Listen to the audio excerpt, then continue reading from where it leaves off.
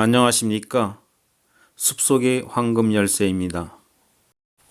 오늘부터 설계하시기 전에 기본 개념을 정립을 먼저 하셔야 될 것 같습니다.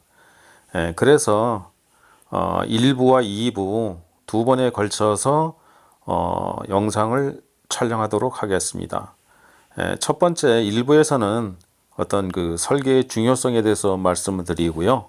2부에서는 기본 구조와 동선에 의한 구조, 그리고 전원주택의 확장성에 대해서 말씀을 드리도록 하겠습니다. 우리가 보통 이제 설계를 이제 하게 되게 되면은 뭐 아파트 구조처럼 뭐 방은 3개 빼주세요. 화장실은 뭐 2개 하고 주방은 이렇게 주문들을 많이 하시고, 또 더더구나 설계하시는 분들도, 그러니까 설계사를 말하는 거죠. 설계사 같은 경우에도 뭐 방을 몇 개 뺄까요? 뭐 화장실은 2개. 이렇게 어떤 간단한 기본적인 걸만 가지고 서로가 얘기할 때는 그 설계는 완전히 잘못된 거죠. 예. 우리가 전원에서 살려고 그럴 때는 그 아파트 구조하고는 정반대로 갈수록 좋은 겁니다.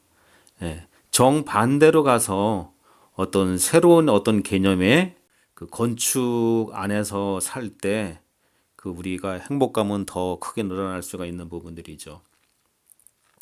그래서 제가 저는 이제 직업상 많은 사람을 이제 만나게 되고, 저희 오시는 분마다 이제 만나는 분마다 이제 이런 얘기를 많이 해요.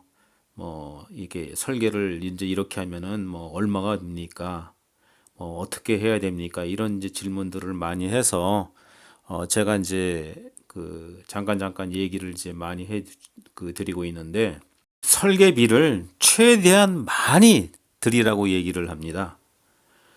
자기가 아무리 자신이 있더라도 설계의 중요성은 간과하면 안 됩니다. 그래서 예를 들어서 어떤 사람한테 이제 2억을 주고서 건축을 하라고 했어요.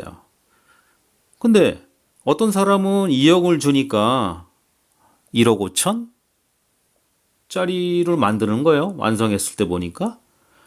심지어 어떤 사람은 2억을 줬는데 1억짜리처럼 만들어.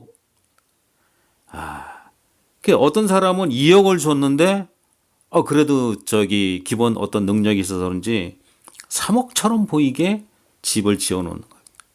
잘하시는 분들은 3억 5천, 4억까지 보이게도 지을 수가 있어요. 제가 지금 말하는 거는 건축주가 직접 건축을 했을 때를 얘기를 하는 겁니다. 보통 설계비 같은 경우에는 이제 아무래도 이제 시골에서 하다 보니까 지방 같은 권에서는 이제 작은 평수 같은 거는 뭐 300만 원, 이거는 뭐 어떤 설계도라고 할 수도 없죠. 그리고 이제 보통 이제 평수가 뭐 한 30평 넘어가게 되면 지역마다 다 틀리고 설계사마다 다 틀리니까 제가 뭐라고 딱 잘라서 얘기할 수는 없는 부분이고 상당히 민감한 부분이니까요. 뭐 한 500만 원 정도 이제 지방 이제 도시에서는 이제 이렇게 할 수도 있는데, 그래도 어느 정도 설계를 하려고 하게 되면은 뭐 보통 이제 1,000만 원 전후 정도 아마 들어갈 겁니다. 예. 근데 1,000만 원도 저는 적다고 생각을 하는 사람이에요. 그래도 만약에 2억짜리 집을 지으면은 저는 과감하게 10%인 2천만 원을 투자하라고 얘기를 합니다. 그 결과가 나중에 그러니까 2천만 원 투자를 안 하게 되게 되면은 그래도 뭐 500만 원, 1,000만 원 투자를 할 거 아닙니까? 그러면은 결국은 뭐 1,000이나 1,500 정도를 이제 아끼고 들어가겠다는 얘기인데, 뭐 1억 8,500 정도에 이제 가지고 공사를 이제 하겠다는 건데, 한 1,500만 원 더 드리면 3억짜리처럼 보는 게 만들 수 있어요. 근데 그 1,500만 원 아끼려고 그러다가 뭐 1억 5천짜리 이하로 떨어지는 그 집을 짓는다고 했을 때 나중에 두고두고 이제 그 고민에 빠지게 되는 거죠. 예. 나중에 집을 다 짓고 나서도 나중에 뭐 추가 공사를 한다느니 뭐 자기가 뭐 바베큐장을 만든다느니 뭐 창고를 한다느니 하다 보면서 뭐 1,000만 원, 2,000만 원, 3,000만 원 우습게 들어갑니다. 근데 당장 이제 눈앞에 이제 돈이 이제 안 들어가는 걸 생각하니까 이제 가급적 비용을 줄이려고 하는데 이 부분은 좀 생각을 이제 해 보셔야 될 부분인 것 같습니다. 저의 사례를 통해서 좀 말씀을 나누겠습니다.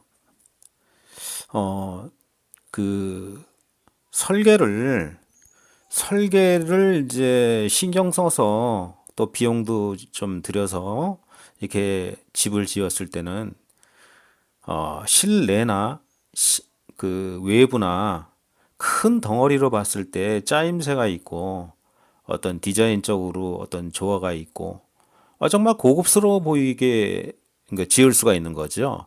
꼭 비싼 자재를 쓰지 않더라 한다 하더라도 그런데 설계비에 투자를 이제 적게 하게 되게 되면은 까딱 잘못했다가는 조잡스럽고 돈은 돈대로 들었는데 있어야 할 자리에 가서 있고 없어야 할 자리에 없어야 되는데 되게 조잡스럽게 보이는 경우도 많죠. 예, 그래서 물론 이제 뭐 한 2천만 원 10%씩 드리라고 하는 거는 그 전제는 뭐 능력 있는 이제 설계사에 줬을 때 얘기하는 거겠죠. 뭐 외국에서 뭐 공부해온 어떤 그 뭐 건축사라든가 물론 이제 외국에서 공부했다고 뭐 다 잘하는 건 아니지만 어쨌거나 뭐 교수급이라든가 아니면은 그 현장에서 이제 설계를 이제 잘하시는 분이 있으세요. 어떤 그 디자인적으로. 네. 왜 그렇게 되냐면은 설계사들이 이제 많은 설계사들이 있는데 항상 늘상 보게 되면은 뭐 바쁘게 뭐 싸게 뭐 무조건 뭐 방세게 이런 개념으로만 이제 주문하고 설계를 하니까 어떤 디자인적으로 접할 수 있는 이제 그런 게 이제 기회가 없게 되는 거죠. 이게 가장 큰 문제입니다. 예. 그래서 능력 있는 이제 설계사한테 줬을 때를 제가 전제로 얘기하는 겁니다. 그래서 저 같은 경우에는 그 뭐 몇 년 전에도 뭐 이제 그 건축을 이제 했었지만은 제가 어떤 기본적인 설계는 다 했었어요. 물론 이제 설계사처럼 뭐 내진 설계 이런 걸 한 게 아니라 어떤 커다란 개념의 어떤 그 스케치 개념의 디자인적인 개념으로서 제가 이제 3D로 이제 설계를 해서 이렇게 해서 설계를 해 주십시오.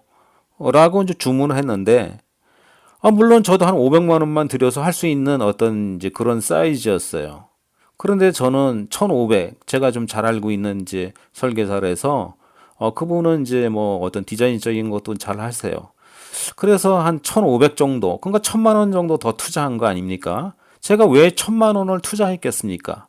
저도 더 다 할 수 있는 그런 부분들을 왜 1,000만 원을 투자했을까요?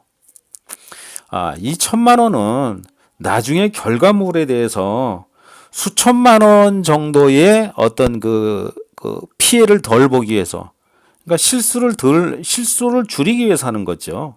예. 실수를 줄이기 위해서 하는 겁니다.